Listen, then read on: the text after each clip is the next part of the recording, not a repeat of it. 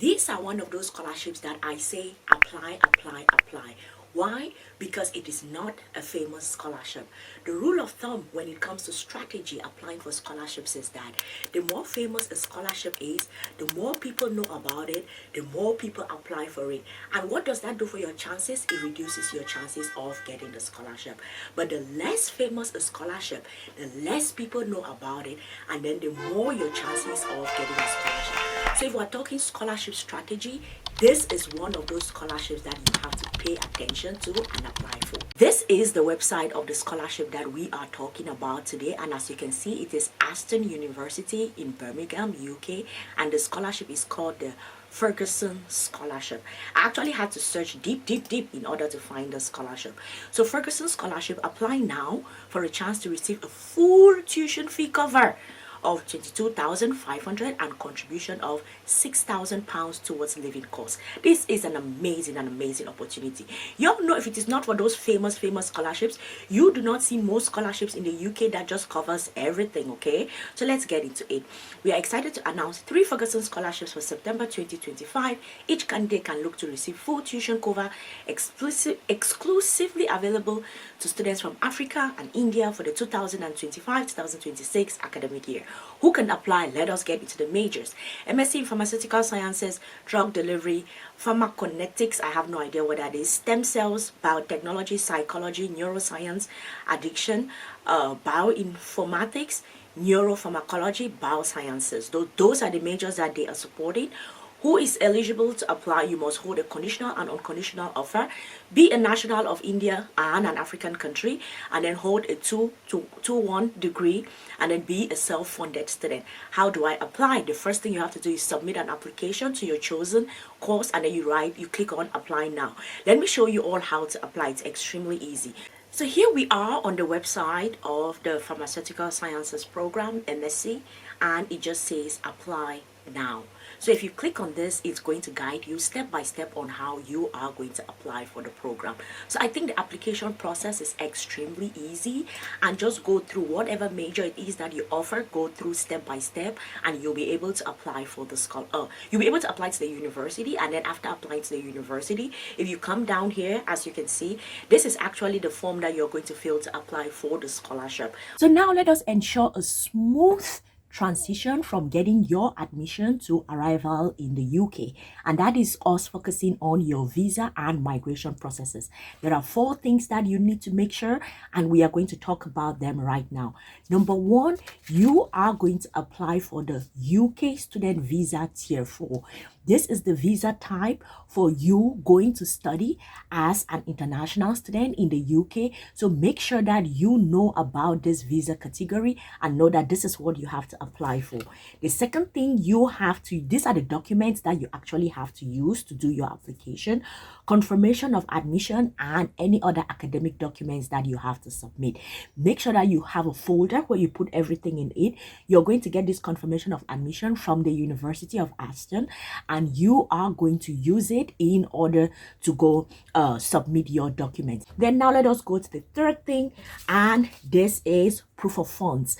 Most times, many students have asked me questions about how much you are going to need in terms of the proof of funds. I did a bit of research about this, and it says that about £9,000, but because you are a scholarship student, if you get the Ferguson Scholarship, you are a scholarship student. So I think this is maybe that amount is not going to be up to that, but check to be sure.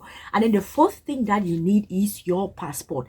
As a student hoping to move abroad, the first document that you need is your passport. So make sure that you have all of those things. You can do this by yourself. Trust me, you guys.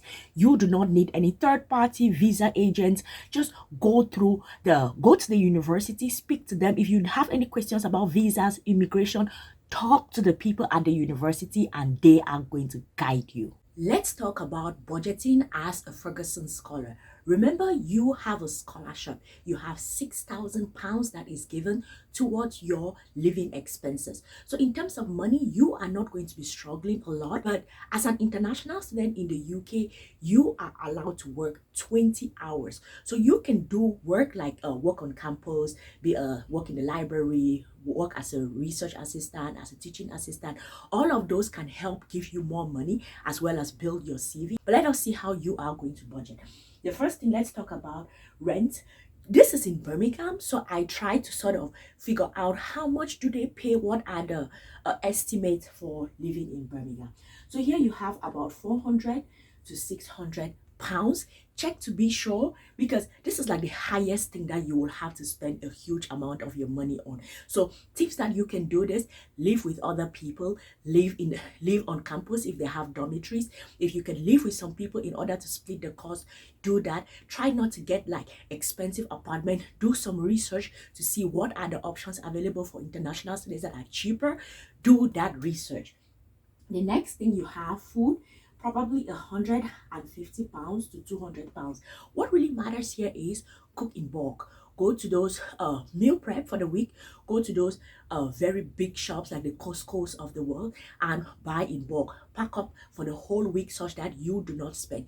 Try not to eat out. As if you're going to eat out once in a while, it's okay, but do not eat out constantly. And then let's talk about transportation. This is going to be about 40 pounds, but you have to make sure, ask the International Student Office what are the discount services available for international students and make use of it as much as possible. And then you have miscellaneous, which is like 50 to 100 pounds. This is mostly to help you manage, like any other expenses, like you can be going out, having fun and whatever. It should fall somewhere between 50 to 100 pounds. So let's say 600, 240, 100. This is 800, 940 pounds per month. I'm sure you're going to be spending more than this. So what you can do is keep a budget tracker to see how much you are spending every month, such that you can help reduce the money or increase your income in order to help you manage your life. Remember, you have to save, because once you're done with school, you are on your own. Once that scholarship is done, you are on your own. So you need to use this time to save as much as possible such that you can plan for life after graduation. So now let us talk about what you are going to do to plan your career as a student moving to the UK. The first thing that you're going to do when you get to the university is register at their career center. What that is going to do for you is it's going to keep you in the loop of information about jobs that are available, job fairs that take place, when those job fairs take place, the kind of CV that you need, the kind of recommendations that you need, everything that you need to set yourself up for success in terms of those job fairs. That is what you should be doing the first month when you get to the UK. Next thing that you're going to do is you should build a community around yourself. Network with students, alumni, the people in that particular city. As you can see, it's in Birmingham in the UK. Network in your school, within the student environment as well as outside of the student environment, and get to know the important people. And you remember, you're building these relationships at a time that you're in school when you do not yet need these people. But now when you're almost finishing your program, this is when you are going to start needing these people to write you recommendations, to tell you about jobs. So make sure you network and build a community around yourself. Next thing, you are going to make sure you get active on LinkedIn. Have a professional photo, put it up there, start explaining the things that you're doing in your lab as you're studying. Keep updating. If you're getting particular trainings, workshops, seminars, conferences, make sure you keep putting them there. When you do that constantly, you will realize that by the time you're done with your program, you will have a whole portfolio of the things that you have done, and someone can just scroll through your LinkedIn and have a sense of your skills, the things you have been through, and that is going to help you a lot in getting access to opportunities.